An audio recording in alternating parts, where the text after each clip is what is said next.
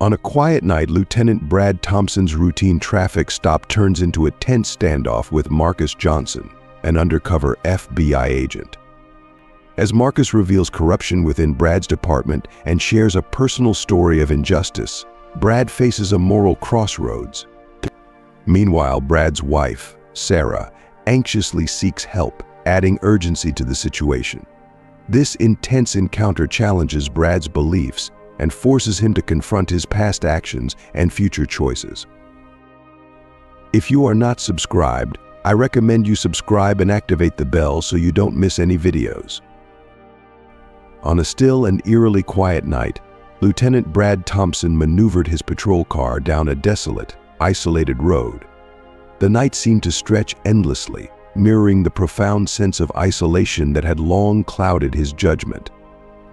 Brad's thoughts were dominated by years of deeply ingrained biases and misconceptions, which colored his perception of the world.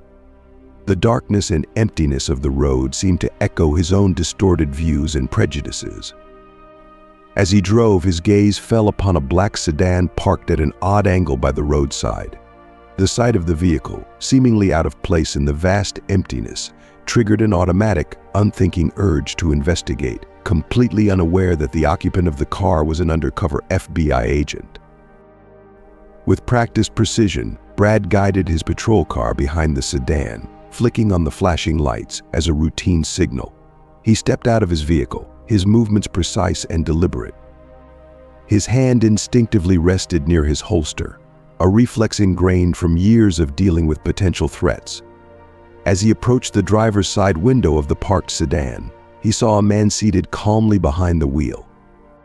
Marcus Johnson, the undercover FBI agent, was dressed in casual jeans and a t-shirt, attempting to blend into the night and appear as inconspicuous as possible. Despite his calm exterior, Marcus was internally bracing himself for an encounter that could quickly escalate, especially given the potential prejudices he might face. Brad reached the window and assumed a posture of authority, his stance rigid and imposing. He tapped on the glass with his flashlight, signaling Marcus to lower the window. As the window descended, Brad's expression hardened, and he scrutinized Marcus's appearance with a critical eye. "License and registration," Brad demanded, his tone sharp and authoritative. Marcus complied without delay, his movements deliberate and composed, though the air between them crackled with tension. Brad examined the documents closely, his face betraying an air of suspicion. "Where are you headed tonight?" Brad inquired, his voice laced with an undertone of unspoken suspicion and bias. "I'm on my way home from work," Officer Marcus replied steadily, his voice calm and controlled. Yet, Brad's next question exposed the latent prejudice behind his authoritative facade. "And where exactly are you from? You don't look like you're from around here." The atmosphere grew increasingly charged as Marcus recognized the implication behind Brad's words. He took a moment to steady himself, his gaze unwavering as he responded with quiet resilience. "I was born and raised in this country, officer. Is there a problem with my documentation?" Brad's jaw tightened in response to Marcus's firm and measured reply. The situation was rapidly escalating, with Brad's deeply rooted biases clashing against Marcus's dignified resistance. The tension between them was palpable, setting the stage for a confrontation that would soon lay bare the systemic issues within the police force and challenge the perspectives of both men. Brad, now visibly agitated, leaned closer to the window, his voice dropping to a menacing growl. "Listen here, I don't appreciate your attitude." Step out of the vehicle. Sensing the escalating danger, Marcus decided to take a different approach. He took a deep breath, then spoke in a calm but earnest tone.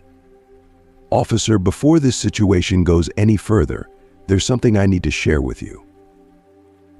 Brad hesitated for a moment, momentarily caught off guard by the unexpected turn in the conversation. Marcus continued, his voice steady but tinged with emotion. "When I was 10 years old, my father was pulled over for a broken tail light. What should have been a routine stop ended in tragedy when he was handcuffed and forced face down on the pavement. The officer believed my father was reaching for a weapon, but he was only trying to retrieve his wallet.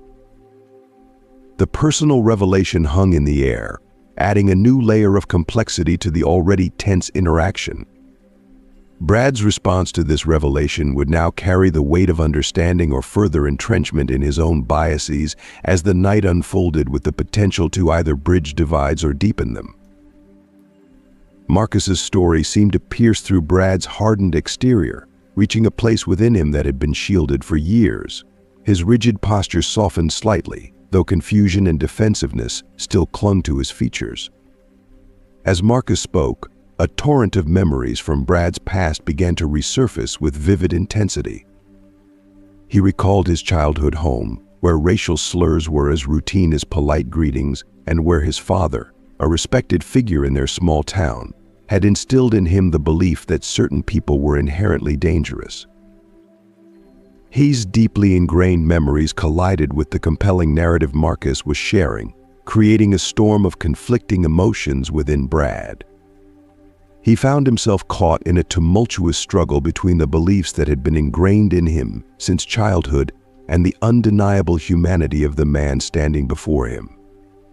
Sensing a shift in Brad's demeanor, Marcus pressed on with unwavering resolve. "Officer, I joined the FBI with a commitment to effect change from within. Every single day, I strive to protect all citizens equally, regardless of their race. Yet, encounters like this one serve as a stark reminder of how much progress we still need to make." The mention of the FBI elicited a visible reaction from Brad. His eyes widened in surprise, and he straightened up, suddenly feeling uncertain. "The FBI? You expect me to believe?" that he challenged, his voice tinged with skepticism. "It's the truth," Marcus replied with a steady, calm demeanor. "And it's also true that the role of the police is to serve and protect everyone in the community, not just select groups." If you are still watching this video and find these stories useful, please comment #1 below to let me know that you are still watching this video with me. Thank you for your valuable time. The conversation had now escalated into a tense debate about prejudice and the ethical responsibilities of law enforcement. Brad found himself on the defensive, his long-held beliefs coming under siege from Marcus's words and the uncomfortable reality unfolding before him. As the tension between them reached a boiling point, Brad struggled to maintain his composure, torn between his training, his upbringing, and the undeniable truth that was now staring him in the face. Meanwhile, as this charged confrontation played out on a deserted road, Sarah Thompson sat anxiously at home, her worry mounting with each passing minute. The clock on the wall ticked away, marking the time since Brad was supposed to have returned from his shift. Lines of concern etched themselves into Sarah's face as she paced the living room, her phone clutched tightly in her hand. For the third time that evening, she dialed Brad's number, only to be met with the cold indifference of his voicemail. Her anxiety grew more intense. Brad had never been this unreachable, especially during a night shift when communication was crucial. Unable to quell the gnawing fear that had settled in her stomach, Sarah decided to take action. She scrolled through her contacts and paused at a name she hadn't reached out to in months. David T. She, an old lawyer friend with connections to the local police, seemed like the best option. Hesitating for only a moment, she began typing a message with a sense of urgency. "David, I'm really worried about Brad. He's not home yet, and he won't answer his phone. Do you know anyone who could check on him?" As she hit send, Sarah's thoughts drifted to Brad's recent changes, his increasing irritability, the sharp remarks that had begun to cut deeper than before, and the growing distance between them. The job had always been demanding, but lately it seemed to be reshaping him into someone she barely recognized. David's response came quickly. "I'll make some calls. Do you know where he's patrolling tonight?" Sarah provided the limited information she had and, with trembling fingers, added, "David, I'm really scared. Brad's not himself. The things he says about minorities are affecting us deeply. I don't know what to do." Recognizing the gravity of her message, David responded, "Sarah, I think I know someone who can help. His name is Marcus Johnson, an FBI agent who specializes in improving police community relations. I'll reach out to him and see what can be done. What Sarah didn't realize was that David, acting swiftly and with urgency, had immediately reached out to Marcus. He had conveyed his concerns about Brad's potential involvement in a highly unstable situation, emphasizing Sarah's unease regarding Brad's recent erratic behavior. David's message hinted that the situation might be more serious than it initially appeared, suggesting that the night could indeed mark a crucial turning point for Sarah's family, though the outcome remained uncertain. As Sarah anxiously waited, her heart raced with a mix of dread and apprehension, unsure whether the night would bring about a positive or negative shift in her family's lives. Meanwhile, miles away, Marcus was engaged in a tense interrogation with Brad. Just as he was questioning Brad, his phone buzzed with a new message. Glancing at it briefly, Marcus read the urgent note from a fellow agent: "Be cautious. Thompson might be linked to the corruption case. Your cover could be compromised." The message caused Marcus's pulse to quicken. What had started as a routine stop was now intricately tied to the very corruption scandal he had been working tirelessly to uncover for months. Trying to maintain his composure, Marcus adjusted his approach. He fixed his gaze on Brad and asked pointedly, "Officer Thompson, do you have children?" Brad, taken aback by the sudden and personal question, hesitated momentarily before responding gruffly, "Yeah, I have a son. Why do you want to know?" Marcus, remaining steady and deliberate, pressed on. "What kind of world do you want for him? One where he's judged by his character, or one where he's judged by the color of his skin?" For a fleeting moment, the tough exterior Brad had meticulously crafted seemed to falter. His thoughts turned to his son's innocent face and the aspirations he held for him. However, the moment of vulnerability was quickly replaced by Brad's resolve to uphold his established persona and the expectations of his colleagues. His frustration peaked as he snapped, "Don't drag my family into this," while his hand began to inch toward his holster. Marcus noticed the subtle yet significant movement and felt his own body tense in response. The situation was escalating, and he knew he had to break through Brad's hardened demeanor to make him see the larger, more pressing issue at hand. "I'm not here to threaten you, Officer Thompson," Marcus said carefully.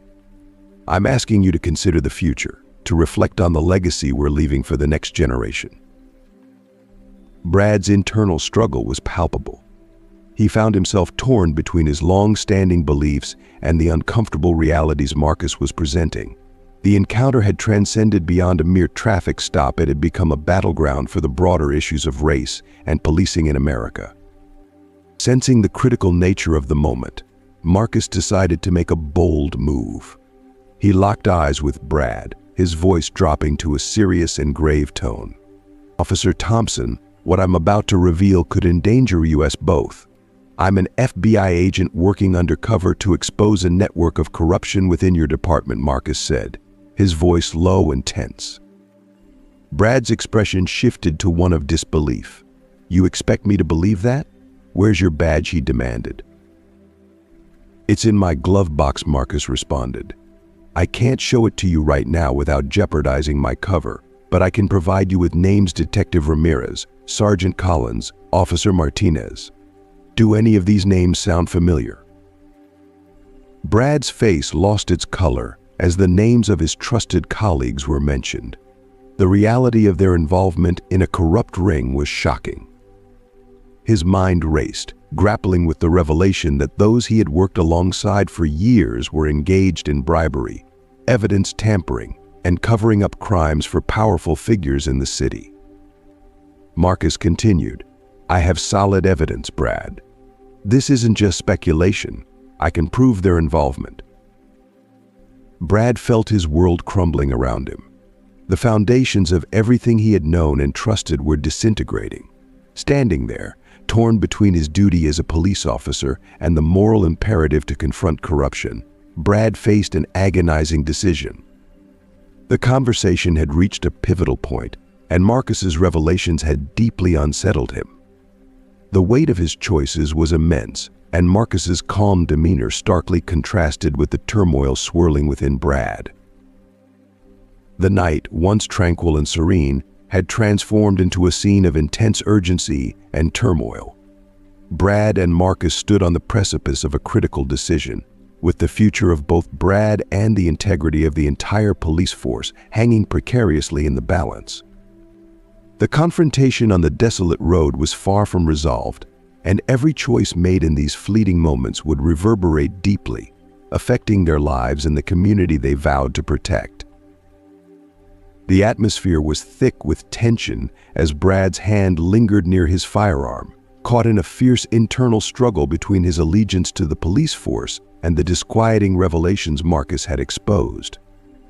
He faced a pivotal crossroads, forced to choose between trusting a man who claimed to be an FBI agent and remaining loyal to the brotherhood of officers he had known and relied upon for years. As the distant hum of an approaching vehicle grew louder, Brad realized he was running out of time to determine where his true loyalties lay, whether with the truth Marcus represented or with the corrupt system he had unintentionally become a part of. Just as the standoff between Brad and Marcus reached its zenith, an unexpected complication emerged. Sarah's involvement added a new dimension to the unfolding drama. Unknown to Brad, his wife Sarah had been in covert contact with Marcus through a mutual acquaintance, David. If you are still watching this video and find these stories useful, please comment number 2 below to let me know that you are still watching this video with me. Thank you for your valuable time. Sarah, driven by fear for her family's future, had shared her deepest concerns with Marcus. In a message laden with anxiety, she had written, "My husband wasn't always like this. The job has changed him, and now I am scared not only for Brad but for what his choices mean for our son. I'm terrified, Mr. Johnson. What kind of example is he setting for our child?" Marcus, still facing Brad, felt the weight of Sarah's words pressing down on him. This confrontation had transcended its initial purpose. It was no longer merely about exposing corruption or persuading a single man to reconsider his stance. It had evolved into a fight to save a family and break a cycle of prejudice that could mar future generations. With this newfound understanding, Marcus made a decisive choice. He would approach Brad not just as a fellow officer, but as a fellow father and husband. This was a risky maneuver, one that could either de-escalate the volatile situation or exacerbate it dramatically. Brad, Marcus began, his voice steady yet imbued with a profound sincerity. "I've been in contact with your wife, Sarah. She's deeply concerned about you, about the direction you're heading, and the impact it will have on your son." Brad's face contorted with a mixture of anger and disbelief. "Stay away from my family," he bellowed, his grip tightening on his holster. Yet Marcus remained resolute. "Sarah reached out because she cares about you, Brad. She sees the detrimental effects this job and these beliefs are having on you and your family. Is this truly the legacy you want to leave for your son?" The mention of his son struck a nerve, causing Brad's resolve to waver. The emotional weight of Marcus's words forced him to confront the implications of his actions and beliefs. As Brad grappled with this internal conflict, Marcus knew he was navigating a precarious situation. One misstep could shatter the fragile moment of vulnerability and send everything spiraling out of control. However, if Marcus could appeal to Brad's love for his family, there might still be a chance for redemption. The choice was stark. Brad needed to decide between clinging to his old prejudices or embarking on the difficult path of re-evaluating his beliefs for the sake of his family and his own integrity as a police officer. The tension between Brad and Marcus was palpable as the sound of a police siren pierced through the night, signaling the imminent arrival of more officers. Brad's face was a canvas of conflicting emotions, torn between his duty to the force and the unsettling truths Marcus had laid bare. "That's probably my backup," Brad muttered, his voice tight with anxiety. "You better have a solid explanation ready." Marcus's expression hardened with resolve. "Brad, listen carefully. The officers in that car are likely involved in the corruption I've been uncovering. If they recognize me, we're both in grave danger." Brad's hand hovered over his holster, trembling slightly as he alternated his gaze between Marcus and the advancing headlights. "How can I trust you?" he demanded, his voice laced with skepticism. "You don't have to trust me," Marcus urged urgently. "Trust your instincts. Reflect on all the discrepancies you've noticed, the inconsistencies that have troubled you. Deep down, you know something is seriously wrong within your department." The police car rolled to a stop behind Brad's cruiser, its headlights slicing through the darkness with an unforgiving glare. Two officers emerged, their faces obscured by the blinding light. "Everything all right here, Thompson?" one of them called, his hand resting nonchalantly on his weapon. Brad immediately recognized the voice officer Ramirez, one of the officers Marcus had warned him about. His mind raced, conjuring memories of Ramirez's dubious behavior instances when evidence had mysteriously vanished after Ramirez had been involved. Marcus, standing tense beside him, locked eyes with Brad in a silent plea for him to make the right decision. For a fleeting moment, Brad felt paralyzed, caught between his allegiance to his fellow officers and the unsettling truth Marcus had revealed, a truth that suggested a future free from the corruption he was beginning to see clearly. As Ramirez and his partner approached, Brad realized he had mere moments to make a choice. His decision would not only determine the outcome of the night but also define his integrity as a man and as a police officer. The danger had escalated beyond the physical. It was now a test of his moral resolve. Drawing a deep breath, Brad turned to face the approaching officers, his resolve hardening. As they neared, he positioned himself protectively between Marcus and the two officers, raising a hand to signal them to stop. "Hold up," Ramirez, Brad called out, his voice steady despite the whirlwind of emotions surging within him. "I've got this under control." Ramirez hesitated, a flicker of suspicion crossing his face. "You sure, Thompson? It looked like you were having some trouble from where we were sitting." Brad forced a calm he didn't quite feel. Just a routine stop. No need for backup. Marcus remained silent, acutely aware that any misstep could shatter the delicate balance of the moment. Ramirez's partner, a younger officer named Jenkins, shifted uncomfortably. "We received a call about a suspicious vehicle in the area. That wouldn't happen to be this one, would it?" Brad's mind raced. He knew no such call had been made. This was clearly a ruse to sabotage Marcus's investigation. In that moment, all the minor irregularities Brad had previously overlooked coalesced into a stark picture of corruption. "No," Brad replied firmly, surprising himself with the firmness in his voice. "This isn't the vehicle you're looking for. In fact, I think you two should head back to the station. I've got some paperwork to file regarding certain irregularities I've noticed recently." The atmosphere thickened with tension as Ramirez's hand inched closer to his weapon.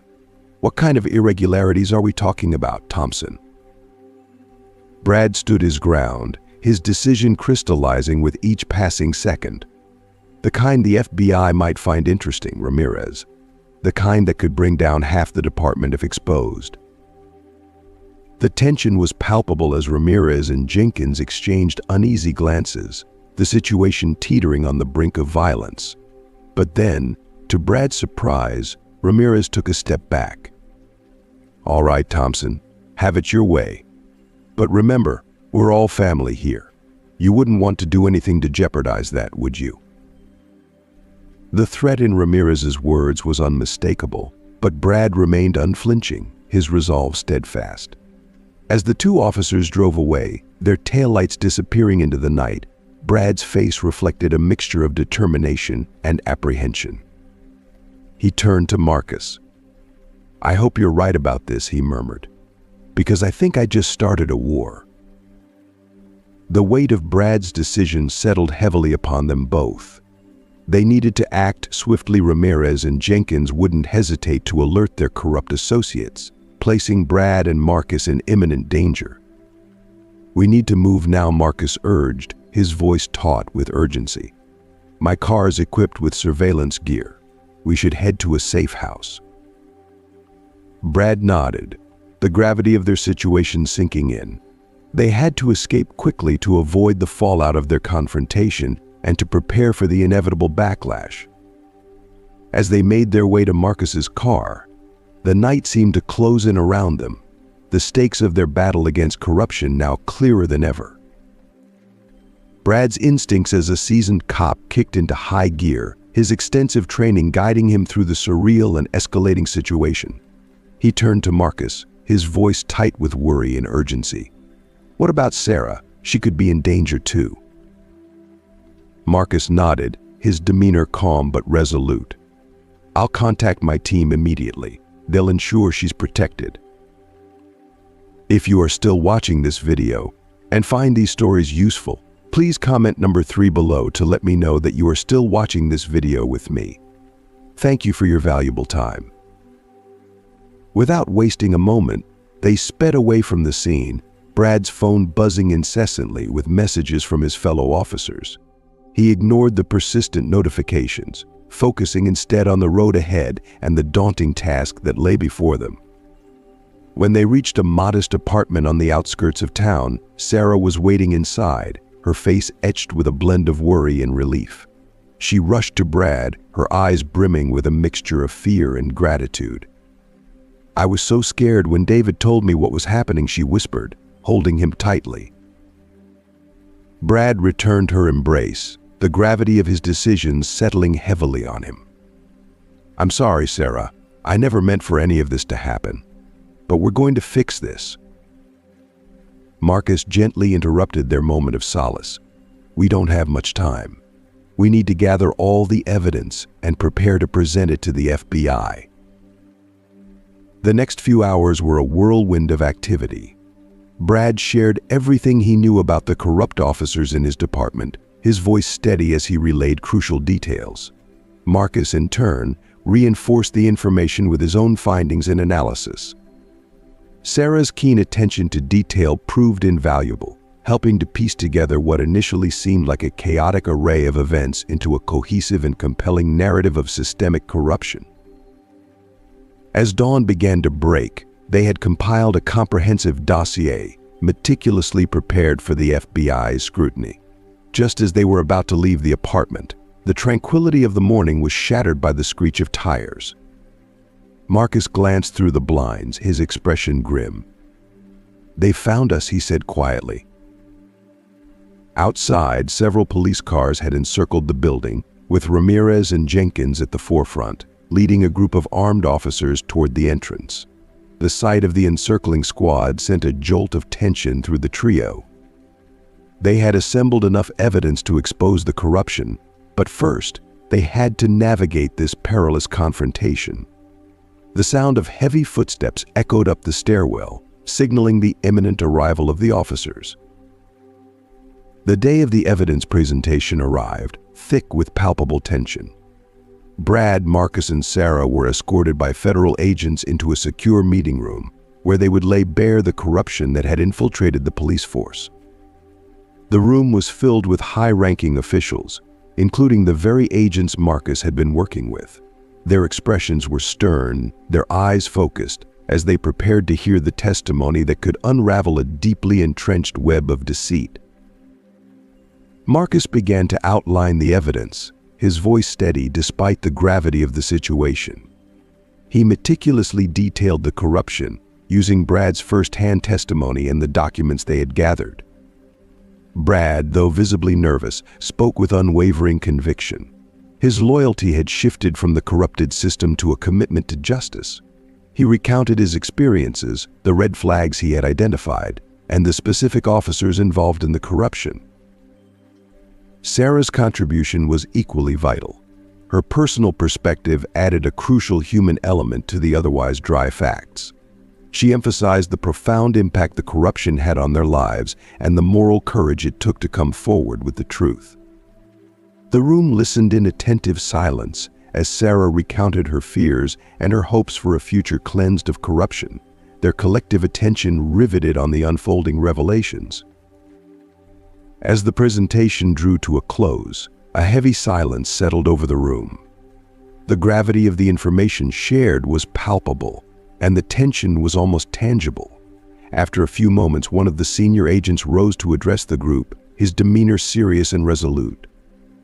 "What you have presented gives us a clear and alarming picture of the corruption plaguing our department.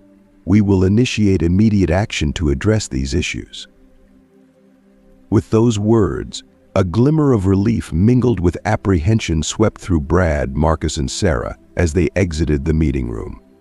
The process of holding the corrupt officers accountable had officially commenced, but the journey was far from complete.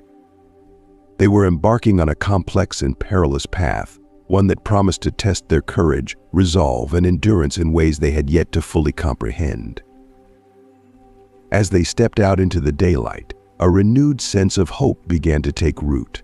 The corrupt system they had fought so diligently to expose was now under the scrutiny it so desperately needed, with the possibility of its dismantling becoming a reality. For Brad and Sarah, the future remained uncertain, fraught with challenges and unknowns, but the struggle had instilled in them a revitalized sense of purpose and determination. They had taken a stand against the pervasive corruption that had tainted their world, and in doing so, had illuminated a path toward justice and redemption. Together with Marcus, they had confronted the darkness and emerged with the conviction that even in the face of the most daunting obstacles, there was always a chance for change and a glimmer of justice. The road ahead would be arduous and filled with obstacles, but they were now united in their commitment to see it through, believing that their efforts could bring about the transformation they had longed for. Thank you for joining us on this journey. As we wrap up, take a moment to reflect on what you've learned from today's story and its powerful themes. How have the experiences of Lieutenant Brad Thompson and Marcus Johnson influenced your perspective on bias, corruption, and integrity? We invite you to share one key lesson you've taken away and how you plan to incorporate it into your own life in the comments below. Your thoughts and reflections are valuable to us and to our community. If you enjoyed this video, please leave your comment below. Don't forget to like, share, and subscribe to our YouTube channel for more content that inspires and engages. Thank you for your support, and we look forward to seeing you in the